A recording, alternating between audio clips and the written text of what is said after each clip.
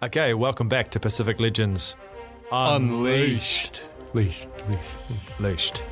This is, I guess, a follow-up episode to William Bligh because we think he's such an interesting dude. Mm-hmm. We're going to kind of explore his legacy, how he's been remembered, and perhaps a bit of an investigation into what's going on Pitcairn Island. Yeah, Fletcher Christian and his cronies, many of them dead.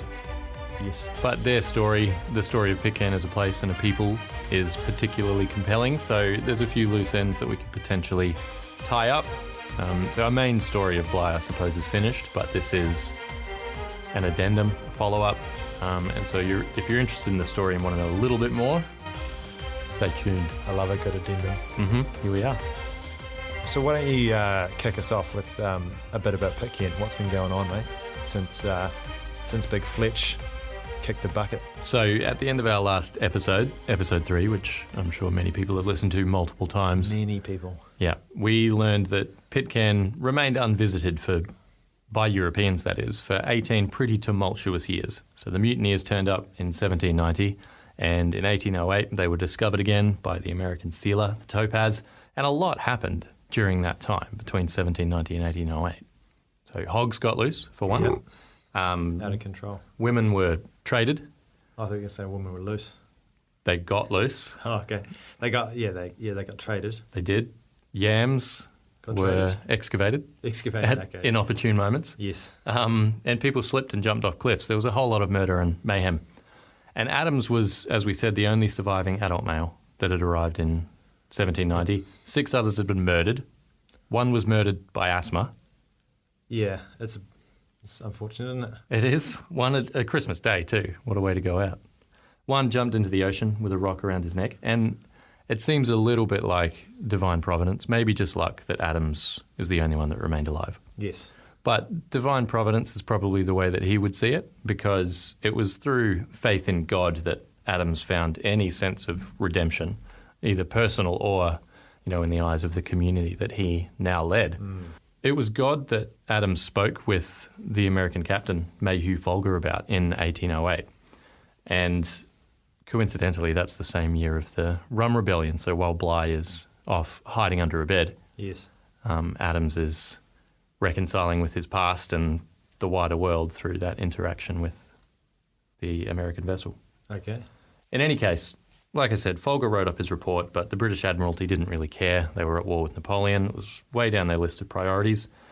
Pitcairn had to wait another 6.5 years after Folger's visit for the next ships to come along, and they were 2 English naval frigates.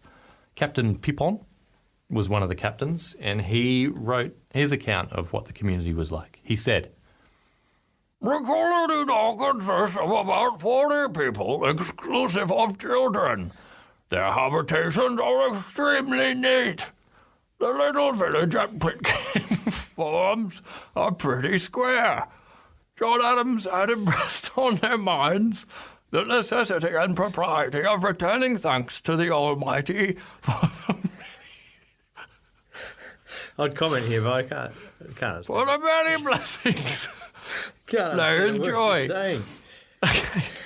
So Yeah, got that. he was impressed by the habitations, which were extremely neat. And square. They formed a pretty square. Well done, Adams. You made nice squares. Yeah. So another ship, the Sultan, visited Pitcairn 2 years later in 1817, and its captain recorded, "They are perhaps the happiest people." Okay. What's Look. wrong with these captains? Where did they go to school? Hey, it's a different time. You can't judge people from the past by the standards of today. That's not okay. Okay, sorry. They are perhaps the happiest people on the face of the globe. They know nothing bad, but live altogether under the care and direction of Mr. Adams, and much credit is due to him. Did you say under the erection of Mr. Adams? You're hearing what you want to hear. Oh, direction. Yeah. Oh, sorry. It's the accent. Not that kind of show. And while these visits were occurring, Adams was quite anxious as to his legal status. He didn't know whether he was a wanted man or not. Fugitive. Yeah, fugitive on the run. He was eventually assured, though, by some visiting captains that he had been pardoned, and he was just free to live out the rest of his days on Pitcairn. And so he did.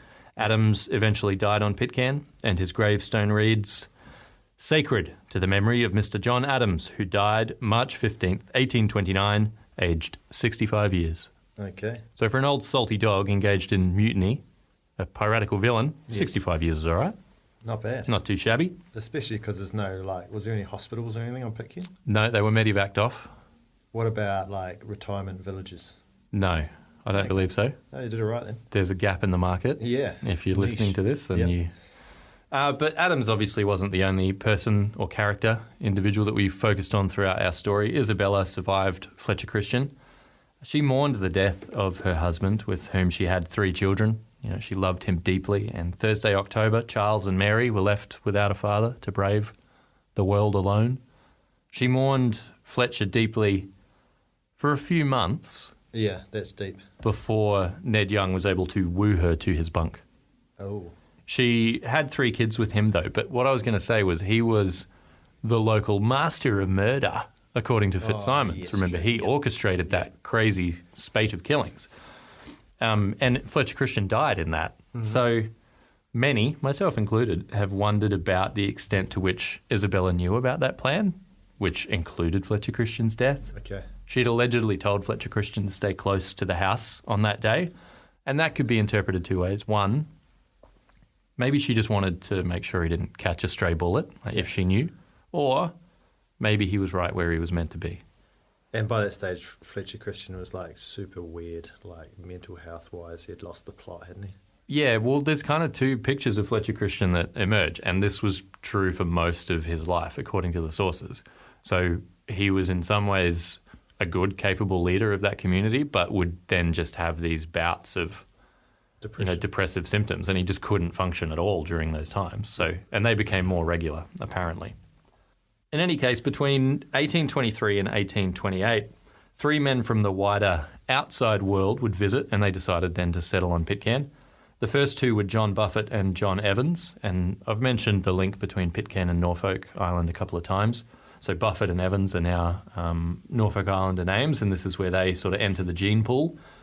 And in 1828, George Hun Nobbs, he was a strong character, rocked up on the island, and he'd served in the British and Chilean navies. He'd been around the world, and he settled on Pitcairn and took on the roles of school teacher, pastor, but he would eventually take over the whole community, really, became the leader. So as the population of Pitcairn continued to grow, and at least since the 1820s, John Adams had been petitioning the British government to rehome the Pitcairn Islanders in Australia. They'd outgrown their rock in the middle of nowhere. Probably not enough yams to supply them, was it? And he was greedy. You know that he loved a yam or 2. Yeah. So you can understand that created a bit of friction. And it wasn't until after his death, remember he died in 1829, that rehoming would be organised. And not everyone wanted to leave for many reasons. Small communities are often pretty attached to their place. And it took a great deal of persuasion to get everybody aboard the Lucy Ann, which didn't depart for Australia. No. Australia's toilet. Tahiti. Oh, got you. Back to Tahiti. So it was a real rehoming for so many of them. And the following description of their return to Tahiti comes from the Pacific Islands Study Centre. Oh, this will be good. A study centre has a very neutral accent, so don't worry. I'm glad. It's just an institution. The Tahitian queen and her people treated the Pitcairn Islanders with great generosity and kindness. Land was made available for the islanders to build their own homes, and a large house was made available for their temporary accommodation. The Pitcairners, however, did not feel at home and could not adjust to this different way of life. They had become, on the one hand, too European in their ways, and on the other, stricter in morals and sexual behaviour than their hosts. They longed to return to their own habits in their own island, all the more so when infectious diseases, to which they had little immunity, began to kill them. What sort of diseases are we talking about? All of them. COVID? Every disease. Syphilis? Yep. All the big ones? Yep. Meningitis. Oh, yeah. Yeah. Smallpox. Skin cancer. Man flu? No, No. that's not real. My wife told me. Okay. It's just a myth, fake news. Okay. But Thursday, October Christian didn't make it through the epidemic of disease that struck that relocated Pitcairn community, so he died. Tell your wife that he died of man flu. Yeah, okay, that's good evidence. Yeah. So Thursday, October Christian, he died. And 4 months later, August of 1831, the expat Pitcairn community managed to scrounge together $500, which is what an American captain was charging to take the 65 Pitcairn Islanders back to their tiny little dot in the middle of nowhere. Yeah. And off they went. They went back to that familiar remote sort of life where they could create their own society. On their return to Pitcairn, you might think that things would settle down. They'd seen the outside world, they'd gone, no thank you. So back home. Bit like the Amish. Yeah, but that's not really the way that this story has unfolded so far. And this is completely new information to me. Never found it before. In 1832, some guy, Joshua Hill, rocks up and he says, I'm a representative of the British government. The community's sort of suspicious, but, people don't generally lie, do they? No. He took over from Nobbs as pastor and teacher and had a kind of de facto control over the community. He implemented a system of almost arbitrary imprisonment for perceived infractions, and he actually managed to kick Nobbs and a couple of others off the island. Nice. So whether he had that sort of British support or not, Hill created a bit of friction in the community, and support for him gradually eroded away. But he managed to keep it up for 6 years, this fraudulent control over a remote community. He was eventually exposed and then exiled. And I wish I knew a little bit more about that period of Pitcairn's history, because that's a crazy thing to happen. Yeah. After Hill went back to England, though, things did calm down somewhat. George Nobbs, who managed to make it back after being kicked off, he led the community with a pretty firm hand, but it was a steady hand. And despite one absolutely massive storm in 1845, life basically returned to the idyllic island norm. Locals would trade with passing ships. In 1856, I think it was, the population had soared to a whopping 193. Whoa. Which is pretty massive when you consider the initial settlement by the mutineers, but also the size of the island. And it was in that same year, so 1856, that the topic of emigration was once again on everyone's mind. The storm I mentioned just before in 1845 had caused massive landslides into the ocean, and apparently that reduced the amount of fish available to catch and eat, and the amount of workable land was insignificant. Only about 8% of Pitcairn is actually flat, farmable. But the islanders didn't want to split up. They had a kind of one for all and all for one kind of thing going on. Yeah. Tahiti hadn't worked out, but there was another island not too far away. Oh, yeah? Though it was about 3 times further away than Tahiti had been from Pitcairn. In any case, this 6,000-kilometre journey took 5 pretty miserable weeks. It was marked by seasickness and general discontent. Eventually, though, the 193, which actually turned into 194, there was a baby born during the trip. The 194 arrived on Norfolk Island, which was a 2-time former Australian penal colony. Of the year. Offered to the Pitcairn Islanders by the lovely Queen Victoria. What an offer. And what a generous gift. It really is. It's incredible. Here, come from your island paradise to this prison. Yeah, well, consider the fact that Fletcher Christian made the British look a little bit silly. He took their ship, ran away, disappeared without a trace, made them look a right mug, and then his descendants now have petitioned to that same empire in sorts, saying, look, our current hideout isn't good enough, can we have another one please? And it's been granted. So it was an act of extreme generosity, and Norfolk really did have everything that they needed and more. It was the perfect location for them. But for some, it just wasn't home. Okay. Home is where the heart is. So everyone left Pitcairn? Everybody. To Norfolk? Yep. And then some of them actually, I want to go back. Yeah. Okay. So they all left together because they didn't want the community to separate. But then 18 months after they did arrive on Norfolk, 17 members of the Young family sailed back to Pitcairn. And that marked the first time that the community that was spawned from the mutineers had actually split apart. So they were together for about 60 years, and then eventually they split at that point. There's one final aspect of the story, though, to discuss. Yes. And I know the question is on everyone's mind.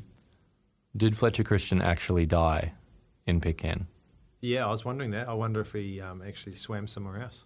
Possibly. The most remote inhabited island on Earth. It does seem slightly implausible that he made his getaway. However, I've got some pretty compelling evidence for you. And I know you're easily swayed. Okay. So most accounts, if you believe the mainstream media, Yes.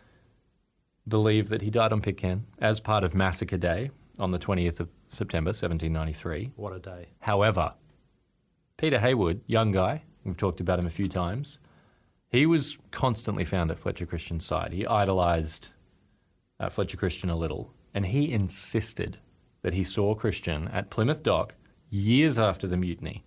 He shouted out, "Oi, Fletcher," and started to chase after this guy who maybe understandably ran away from this strange and unknown pursuer. In any case, it was apparently Fletcher Christian. What do you say to that? Well, I say that's hog's wash, mate. Hogs again? Yeah. Okay, well, look, if that won't convince you, how about this? In 1797, Samuel Taylor Coleridge published the very famous poem, The Rime of the Ancient Mariner, and many people believe that that was based on Fletcher Christian's life. Many of the details mirrored Christian's life quite closely, and people speculated that they'd probably been in cahoots together, and that was the only real explanation for why the poem was so close to Christian's life. So I suppose you're going to refute that as well. You sound like a flat earther, mate. You're a sheep.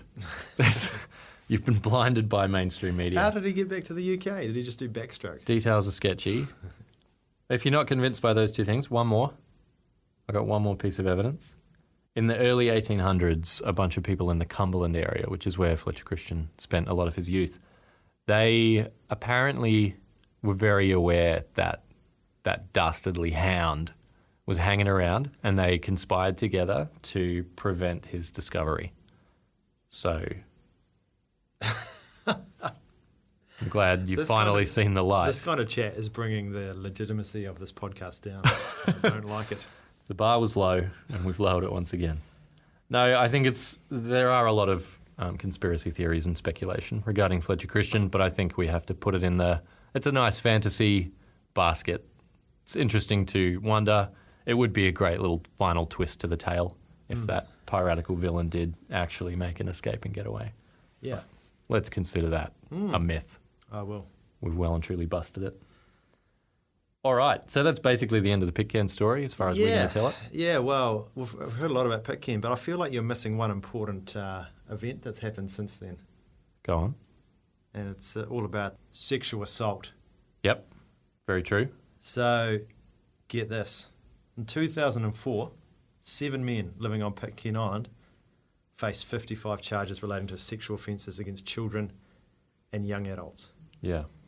And those 7 people, that's a third of the male population of the island, and it included Steve Christian, who was the mayor at the time. Direct descendant of Fletcher Christian. Something bad in the genetics there. Yeah.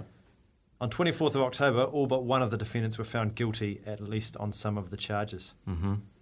What's interesting about this trial, which was like massive news, is that there was lots of legal challenges from the residents of the island who denied the island's colonial status and being under the UK judicial authority. Defence lawyers of the accused men said that, British sovereignty was unconstitutional because when they burnt the bounty, they effectively renounced their British citizenship. So okay. The law shouldn't apply to them. Therefore, they should be able to do whatever they want on the island. What do you say to that? Yeah, I read as well in the New Zealand Herald, there was an article about it, and it said, and this is a quote from the Herald, English law was never enforced in the British colony, and the men thus could not have known that rape was a serious criminal offence.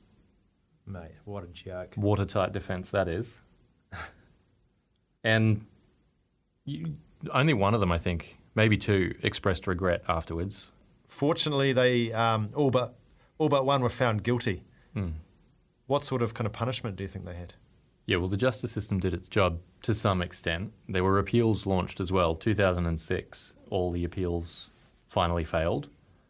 And I said the justice system did its job, but there are a couple of caveats to that.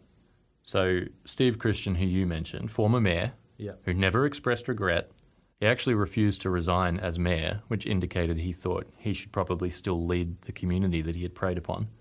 Convicted of 5 rapes, one of those committed against a 12-year-old girl, and who readily admitted to 2 other sexual encounters with underage girls, he got 3 years imprisonment. So 7.2 months per convicted rape. Pretty light, isn't it? Yeah, and it gets lighter still. As reported by The Guardian, their time in jail will be not much of a privation. The men built their own prison, which was transported in kit form from Britain and was specially constructed to house them. It turned out to be the most luxurious building on the island. So, in terms of punishments for, crimes like that absolutely devastated a community, it's got to be as good as it could get for those who were facing those charges. During the trial, some pointed to Pitcairn's history, like you mentioned, the burning of the Bounty. Perhaps that was breaking their bonds with Britain. Yep. The island's uniqueness. The defence lawyers argued that, and this is a quote, teenage sex was a consequence of this extreme impassioned ancestry. So, they're, I guess, alluding to Pitcairn's tumultuous past and, the idea that it was a colony set apart from the rest of the world and that they did make their own laws and they had their own systems. Steve Christian got in there pretty quick too. He saw that as a potential shield and huddled behind it. He said, "There was no regular rape on Pitcairn, only consensual underage sex. What I am being accused of is nothing for what has happened on Pitcairn in our parents' day, in their parents' day. Don't let anyone run off with the idea that in Pitcairn's history we were the bad ones. No, we were the good ones." So that's a pretty intense quote, to have been convicted and not to stand down as mayor and then to come out with that sort of defence is what seems bizarre from my perspective. One other thing that seems bizarre, Steve Christian. Yes. He would later serve as an assessor in the trial for another Pitcairn mayor, Mike Warren, who in 2016 was found guilty on charges related to child pornography. Oh. So it's a story that the whole way through has thrown up crazy twists and turns, but going into the 21st century, we're still seeing unpredictable outcomes on Pitcairn. Mike Warren, too, was arrested on 3 charges of indecent behaviour. He'd just wander around Pitcairn naked. He'd walk past the church, just past the hogs, let it all hang loose. Yeah. And during their investigations, police apparently found additional images of Warren just wandering around all the way from 2001 up to 2010. And he was mayor during that time period. So presumably the island had voted to endorse this guy who was very happy. I mean, there's nothing wrong with nudity. We live in a prudish society these days where bodies are shamed unnecessarily. Yeah, good on him for getting the birthday suit out. Well, let's not go that far. Oh, okay, sorry. Because, time and a place. I take that back. While we record this as well, I would prefer if you wore clothes. Yeah, I've got clothes on. Is there anything else that you were going to add? Well, what's interesting is I listened to a podcast recently, Radio New Zealand podcast, about a teacher from New Zealand who ended up being sent to Pitcairn for 2 years to be the teacher on the island. Mm-hmm. And there's a few interesting things that came up. He talked about how they were dropped off on a container ship because that's basically the only way to get to the island. Like there's no airport or anything like that. He talked about how it just rains so much that you don't even wear shoes because it's so muddy. It's better to wear bare feet because otherwise your shoes just get covered in mud. Yep. Everything's kind of powered by generators, and sometimes if everyone is using power at the same time, they run out of power. So his house was last on the grid, so often it would run out of power. And he talked about every year they burned an effigy of the Bounty boat, which was Bounty Day, to, I guess, remember the burning of the Bounty. Yep. Which was interesting. He said there were 65 people living on the island when he went there, and this was like the 90s. This is before all the sexual assault things came out. Yep. And he actually recalls one community dinner where a crowd of men aged between 16 and 25 years surrounded his daughters. Oh, did he have kids? Yeah, he had 2 young girls. Right. And he said he was able to fend the young men off, but there were lots of times when he felt things weren't quite right. Yeah. So when this all came out about the sexual assault, it all started to make sense for him, and he's glad he kind of got out of there with his family without anything serious happening. But it's quite interesting to hear about what it was like to live there. Very isolated place. It sounds like basically like going back in time. Yeah. A lot of people said that when they would come to Norfolk, that it was like stepping back 20, 30 years in the past. But Pitcairn, obviously much more remote, feels like a completely different and distant sort of So I think we can leave it there with Pitcairn. Yep. Interesting place, interesting history. If you're interested, go and visit. Yeah, and there's heaps of stuff on YouTube too. While we were, doing research for this podcast, I watched, multiple videos of people who had been there were talking about it. There's heaps of footage. It is a really unique spot, so jump on and have a squiz. But let's talk about the Pacific legend, William Bligh. Oh, the one we unleashed. Yeah, the man we unleashed. Let's talk about his legacy and how he has been remembered. Tiny little... Potato man. Looked like a potato. Oh, by the way, Yes. Speaking of Bligh, I was reading Harrison Christian, who one of Fletcher Christian's descendants, has a book, Men Without Country, and he said in it that Bligh's father, when Bligh was a kid, was trying to turn a horse in an orchard and threw a hatchet and hit Bligh in the face.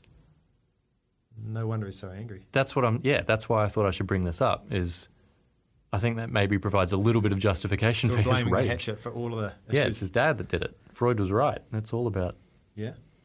Sorry, carry on. Anyway, back to my part, thank you. Australia's National Maritime Museum had an exhibit recently called Bligh, Hero or Villain. And that's the interesting thing about William Bligh is he achieved some amazing things in his life, but do we look back at him and think, what a good guy? Or is he a villain? Do we look back and be like, that guy's a terrible person? Because he's a very complex man. Yeah. He's a very small man, and he's very complex. Yeah. So I want to talk about some of his achievements and maybe some of the negatives from his life. Yeah. Obviously, he did a lot of things. He was credited with the European discovery of 13 Pacific islands. He charted Fiji, the first European to do that. That was while in the launch too. And he So was they in were on launch. the run. Yep. And he did so much for advancing maritime navigation in the Pacific. There's lots of places that hadn't been charted, which he did.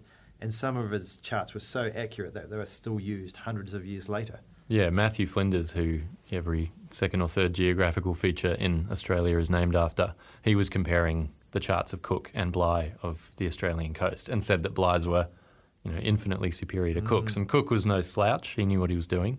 So high praise for Bligh. Yeah. Other things he did, he brought 500 plus species of plants back to the UK. Destroyed the local ecosystem in the process. Yeah, all of that. At the behest of Joseph Banks, his good mate. Yep. He took breadfruit to the West Indies, eventually. And it actually is a popular food now, although it wasn't so popular at the time. He was involved in numerous naval battles, including the Battle of Copenhagen, alongside Nelson. Yep. Yep. He also became a Vice Admiral, which is essentially one rank below the top that you can be in the British Navy, below Admiral. So, even getting to that rank is a massive achievement in your life. Especially if you didn't even have any of those black spots on your resume, and he did. Yeah. So he achieved that in spite of the things that went wrong. Yeah. And he did 3 massive trips around the Pacific, which were like 4 years plus at a time. Even doing one of these trips would have been big for your life, and he did 3 of them. Yeah. The first one on the Resolution with Cook, the second one on the Bounty, obviously, and the last one on the Providence when he did his second breadfruit mission. They covered half the Pacific too in the launch, so Yeah. 3.5. And finally, he became the Governor of New South Wales. He did a great job down there. Yeah, he really sorted it out. Yeah, he hid under the bed. All of that stuff in one person's life, amazing. Yeah. However, he was involved in the most famous mutiny in history, and he was in charge. He did things like threatening to shoot people in the face if they didn't give him enough eye contact. Yes. He was also deposed as Governor of New South Wales, and that's the only armed takeover of the government in Australia's history. Well, he kept trying to mess with people's alcohol. Yeah. He cut rum rations on the Bounty, mutiny, and turns up in New South Wales. Didn't learn. Same thing. So slow learner. And he always just constantly getting complaints from the people who served under him, and including a court-martialing about his style of leadership. Yep. So, from that, what I see is like you've got this technical genius. He's got amazing skills when it comes to navigation, charting, all of that stuff. You can't compare him. He's just second to none. Yep. However, people skills, terrible. Yeah. Leadership, not so good. Yep. Maybe just loves the power too much. Yeah. Loves being in charge. Loves discipline. Yeah. But he would hold a grudge. His temper was crazy. And I think there's probably one story that we can come back to here, which is sort of characterises Bligh. Yes. And that is, on their first voyage to Tahiti, the cheese incident, which was just bizarre. It was so weird. He took the cheese, He then didn't own up to it when Fryer reminded him, blamed everybody else for taking it, cut all of their cheese rations, and kept it all to himself. Like, he just wouldn't back down, even if he knew that he was wrong. The cheese thing was weird. The coconut incident was insane. Like, it's comedic, really. I know the tensions were high and, you know, Fletcher Christian's mental health maybe wasn't in perfect shape, but absolutely losing it because his pile of coconuts was a little bit smaller and he got his clerk to go around and count everyone's coconuts. It's petty and... Just needs a little bit of anger management, doesn't he? Yeah. The other thing about Bligh too, which, again, going back to the details of the story, remember when Fryer wouldn't sign the ship's expense book? Yep. Yeah, I reckon there's something to that. I think when they were in Kopang... He's cooking the books, you reckon? He was cooking the books in homage to his great mentor, Captain Cook. When they were in Timor, though, it seems like Fryer had some pretty compelling evidence against Bligh. But without going into too many details, Bligh basically blackmailed Fryer at that point, and the evidence disappeared, and Fryer sort of submitted to Bligh, and the whole thing sort of just went away. But, yeah, I don't know. I just think that there's something to that as well. Maybe that Bligh wasn't quite so squeaky clean as he always maintained. What about Fletcher Christian then? Well, I think it's unfortunate circumstances. But to put those lads on a little boat in the middle of the Pacific, just a wee bit ruthless for me. Yeah. I think he was probably driven to it by terrible treatment. Driven to villainy? Yep. But, yeah, he's not squeaky clean. He's not innocent. No. I think one thing I keep coming back to is the age of the people on the boat too, because it's easy to lose sight of that. Because, like, Bligh was one of the senior statesmen in the story. He was like 34. Fletcher Christian's 23 when they leave England. He was only 26 when they set foot on Pitcairn. Yeah. Peter Hayward, 17. Another kid, Monkey Ellison, was only 16. Monkey. Yeah, and he was one of the ones who ended up hanged. So 16-year-old kid is thrust into those crazy circumstances and then is one of the three who ends up being hanged. So they were very young and the circumstances were absolutely extreme in this. Yeah. So there are obviously complex characters. History's littered with them. Fitzsimons, who we've talked about a fair bit, he summed Bligh up really well. It's sort of in the first part of the book that he wrote. He calls Bligh a brilliant bastard, whose brilliance is narrowly outdone by his bastardry. And he also said, of his many undoubted talents, the most singular is an extraordinary capacity to raise the hackles of the men he is meant to lead against him. Okay. So That seems like a good summing up. yeah, villain who did some cool things. Cool. Let's talk about things that are named after Bligh. Yeah. Bligh Island, Alaska. Bligh Island, Canada. Bligh Island, Vanuatu. Creative. You got the Did he name these things? trifecta. I think some of those must have been done by Cook on the way up to the Northwest Passage. Right. Yeah, oh, yeah. You know. Yep. Bligh Park, Mm-hmm. Sydney. Yep. There's a little passage through the Great Barrier Reef which is called the Bligh boat entrance. Yep. Still there. Okay. That's where he came in the launch. Oh, right. You know, he's getting smashed out in the sea. Yeah. Saw the Great Barrier Reef. How do I get through there? Found a gap. Bam. Into the shelter. Was that when they had like the Aboriginal guy who they found on one of the islands and sort of lured him onto the boat? Yeah. And he helped to guide them through, I think. Not taking anything away from Bligh, but he did have a little bit of help. Constantly taking away things from Bligh. Bligh Sound. Yep. Fiordland. The Bligh sound, for anyone who doesn't know, sounds a little like... That's the Bligh It's something that in New Zealand and Australia people will just shout to each other in the supermarket, for example. That's not true. But Bligh Sound is just below Milford, if you ever wanted to visit. And what's really interesting is that at the head of the sound is this little cove called Bounty Haven. Mm-hmm. And then just next to Bounty Haven is this mountain called Mutiny Peak. What are the chances? Yeah, circumstantial. Yeah. So that's pretty cool. Yeah, I mean, that's a bit of a legacy. Mr. Potato Head. Yep. Some people say it's modelled off William Bligh. I've heard that. Not sure if that's On this true, podcast. but we'll back it up. Tell everybody. There is also, if you're a big fan, there's also a statue of William Bligh in Circular Quay, Sydney Harbour. Oh, yeah? So it's probably worth doing a pilgrimage there. Yep, you can get some good Eggs Benny as well. Yep. If you're not a fan, is the statue still there? Yeah, it is still there, but you don't need to visit. Okay. And he's also got a lot of descendants. Yeah, we've heard of some of them. Well, get this. Former Queensland Premier Anna Bligh. Yep. And here's another one. Here's another interesting story. Whilst he was the governor of New South Wales, Yeah. he made some really good friends. One of them was John Turnbull. And John Turnbull was like his ally. And John Turnbull worked really hard to try and keep Bligh in power. However, he didn't have enough support, was overthrown in the Rum Rebellion.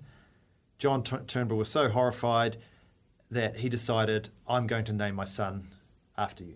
So his son was called William Bligh. And then from then on, that family always called the middle name of their child Bligh as a tradition.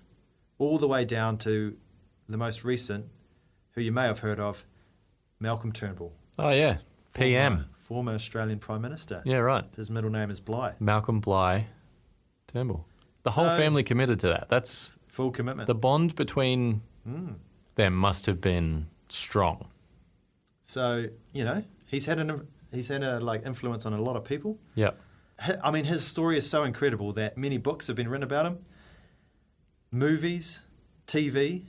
Yeah, the movies have played a big role, I think, in shaping the public perception and image of Bligh. You may not know this, but he was portrayed on the cartoon Flintstones. William Bligh was? Yep. I did not know this. And an episode of The Simpsons. Okay, that makes sense. So the whole kind of mutiny plays out. Fletcher Christian's in there. Yep. William Bligh's in there. Yeah. Multiple movies. Yeah. Five movies have been made. But Hollywood has not been kind to William Bligh. Yeah, so if you watch the movies, you'll probably come away thinking that he's a bit of a sociopath. Mm.